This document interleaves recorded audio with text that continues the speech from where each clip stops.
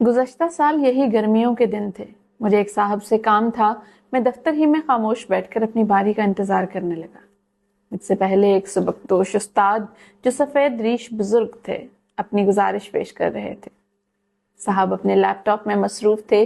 کچھ دیر بعد نظریں اٹھائیں, کرسی کی طرف اشارہ کیا اور کہا, بیٹھو. بزرگ خاموشی سے بیٹھ گئے. پھر صاحب نے ان کی درخواست پر ایک سرسری نظر ڈالی اور بولے, جاؤ. ان کا یہ انداز مجھے بہت تکلیف دہ محسوس ہوا. اسی طرح صاحب نے دوسرے سائل سے بھی برتاؤ کیا. میں نے اپنی فائل میں سے ایک صاف کاغذ نکالا اور لکھنا شروع کیا. بخدمت جناب فلاں فلاں صاحب, درخواست بمراد شامل کیے جانے نون غنہ. گزارش ہے کہ فدوی کافی دیر سے آپ جناب کا طرز تخاطب اور انداز گفتگو ملاحظہ کر رہا ہے. بہت نپے تلے الفاظ میں فوری احکامات صادر کرنے کی روش بلا شبہ آپ کو ممتاز کر رہی ہے. آپ جناب کی سنجیدہ صفات اور ملاحظہ شدہ اوصاف کی بنیاد پر نہایت ادب سے گزارش ہے کہ براہ کرم اپنے انداز گفتگو میں صرف نون غنہ کا اضافہ فرما لیجیے. یعنی بیٹھو کو بیٹھیں, سنو کو سنیں, دو کو دیں, جاؤ کو جائیں فرما دیا کیجئے. بس کمال مہربانی سے اپنے الفاظ میں نون غنہ کی شرینی شامل فرما دیجیے. آپ کا اقبال مزید بلند ہو اور آپ کی شخصیت سائلین کے دل میں وقار سے راسخ ہو جائے. ایسا کیا جانا سائلین کا عین قانونی, شرعی اور اخلاقی حق ہے.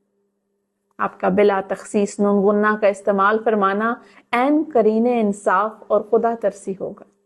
میں امید کرتا ہوں کہ میری یہ عاجزانہ التماس آپ کے مزاج شاہانہ پر ناگوار نہ گزرے اور نہ ہی آپ فدوی کی اس جسارت پر برانگیختہ ہوں گے. العارض, ایک شہری. جب میں نے یہ درخواست صاحب کے سامنے رکھی تو وہ پڑھتے رہے, زیر لب مسکراتے رہے. پھر اچانک اٹھ کر کھڑے ہوئے اور بولے, تشریف رکھے رانا صاحب. پھر انہوں نے بڑی بے تکلفی سے گپ شپ لگائی. وہ اپنے پہلے رویے پر نادم تھے. بغیر کسی عذر یا توجیہ کے اپنی غلطی تسلیم کی. میری نظر میں ان کا وقار اور قدر و منزلت کئی گنا بڑھ گئی.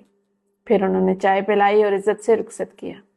احباب گرامی, بڑے افسوس سے کہنا پڑتا ہے کہ ہمارے تمام شعبۂ زندگی سے نون غنہ کا استعمال تیزی سے ختم ہو رہا ہے, جس کے نتیجے میں معاشرے سے الفت, پیار, رواداری اور حسن اخلاق جیسی نعمتیں بھی رخصت ہوتی جا رہی ہیں.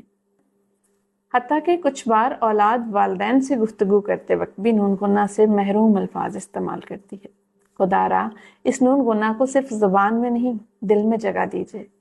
روزمرہ کی آدھی سے زیادہ تلخیاں شائستگی کے اسی ایک نون غنہ سے گھل مل جائیں گی.